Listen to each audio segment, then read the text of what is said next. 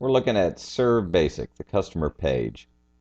Here in the advanced search, you can look up the customers by more information, but in the quick search that you probably normally will use, you get several defaults you can look by. I use the % because it's kind of like the default for everybody.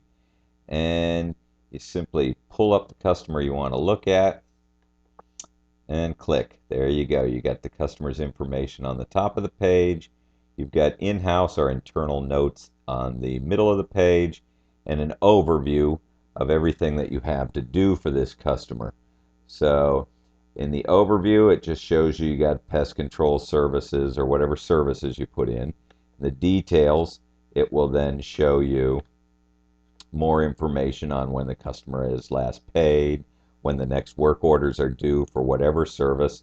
A customer can have as many services as you can dream up, and they'll all be reoccurring, and they'll show within this date range right here.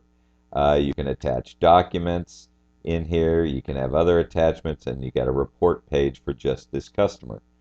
That's the basic information for just this one customer. So default that back to overview. Take a look at on the calendar. The calendar is all drop and drag. You can set your day or week view. You can have names up here or routes, however you want to put them in. It's all done in setup. And anytime you click on one of these, their information shows up here. And if you need to know more about that one customer, you can simply go back to there. He appears on the customer page, and you can show his information. You can map it, and it'll go directly to Google Maps for you. And when you're done, you can go right back to the customer page. If you have to reschedule this gentleman, you just pull him down to there, or put whatever day, or you can come over here if you're calling him and he wants to reschedule for another day or another week or another month. You can do that over here. There's several different ways. If you have customers like lawn spray and stuff that you won't put on a schedule like this, you'll have them probably all for the first Monday of the month or something, or termite renewals, which are basically impossible to know that the person's going to be in the same place the same time next year. You would put them into the work pools. And then in work pool, you would simply look up the customers that you want to call. And when you click on that, it highlights them over here. You can call them, and if you want, you can also drag them down and put them on the schedule. And they will then have a work order sitting there ready to go for the 16th in that case. Or you can reschedule from here. It just depends on whatever's easiest for you. And then you can hide the work pool when you're not using it. In the office section, you would probably start out your day by printing out your work orders for the day. And here we go. We'll go and do tomorrow and see what we have for that day. Well, we don't have to print for a specific employee, but you can in case you have multiple. We'll go get our work orders. Here's the work orders we have to do. If we print this, it'll print a list that looks just like this, kind of a run sheet. If you print this, you pick the work orders you want to use. You'll learn in setup how to make all of your own personalized work orders. You may have many for it, but you have a form writer, so nothing's impossible. Then you print a PDF. You'll bring it up on the next page before you have to send it to the printer. And here we go. Reduce it a little bit in size. We got 3 work orders. This is just a default work order. If you don't like it, it's possible to make them any way you want. We just gave you something to start with to give you some ideas. Your company logo will go in here, and it'll repeat again on the bottom because we kind of made it with a 3-inch tear off so you can use it as your invoice also. And if it's like what you want, you just send it off to your printer as such. Then mark it as yes. tells the software that all those have been printed so you don't accidentally print them again. If you need to print them again, you can print work orders right there that have already been printed. So we close that. You go out and you've done your work for the day. You get back to the office and you can close out one work order at a time here. You can close them out in the customer account, or you can put the same date range back in that you used this morning. And if you have to, you can pick the employee, and then you hit load work orders. Your work orders show up, and you've posted that you did all the work. It's as simple as that. You don't have to go to each customer and look each one up. You can, but you don't have to. Close that out. Now you'll have your invoices ready to go out. All you have to do is pull them up, get your invoices, and you can print them or email them. You can pull up your renewals for the month the same way.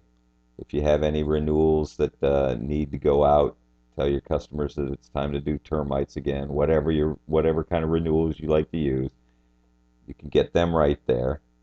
You can email or print out your statements right from here.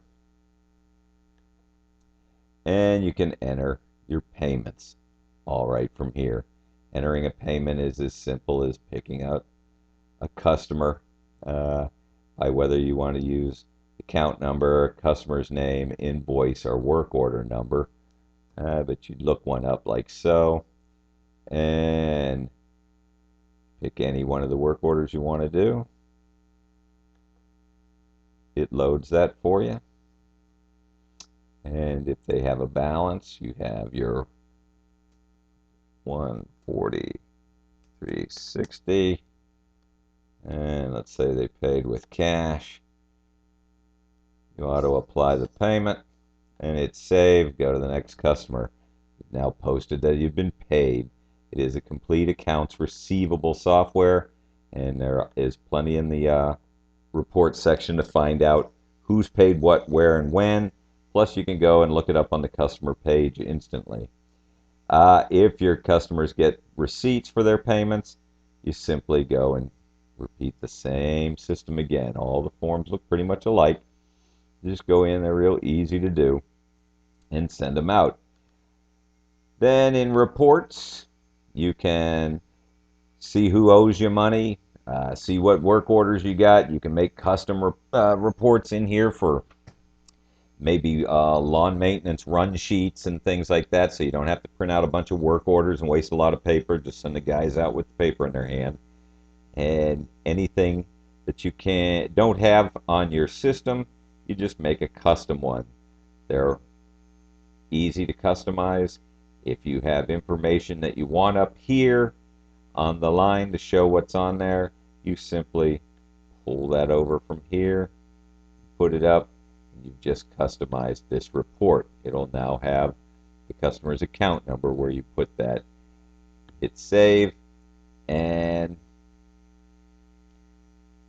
simply go down through. Any one you pick will also have filters on it over here, date ranges, and when you print the reports, it'll simply go to a PDF format like everything else, where you can review it first and then send it to your printer. In setup, you can set up all the services that you're going to use throughout this thing, put in employees that you're going to use. It's very, very flexible in here. You'll spend about 45 minutes the first day on just filling this out and getting it set up. Over the years to come, you may tune it up as you go, and you have the complete form designer in here, and any one of the defaults that we give you, which say system, give you something to start with. But if you want to make a custom work order, you would open it up here to see what you liked or didn't like on it, and we'll cancel out of that. We'll highlight it, and we'll go make a copy, and you rename it. Now I'm going to cancel out because I've got a couple in here already, and you just start here. Now on this one, we're thinking about adding some chemical lists to the work order. And it's all done by dragging the label out and typing in the label, picking a font size that you may want it to be on it, and hit save. You see that's in there, and then you hit print sample, and you go back and forth until you build yourself a document that you like. Let's reduce this down a little bit. Maybe we can see it all on the screen. But that's a blank document in there. It will pull up all this information when it's working in the system. But right now it doesn't show anything because it's just in the form writer. But it will fill out all this information if you leave it on there, and you'll have it ready to go whenever you want to use it.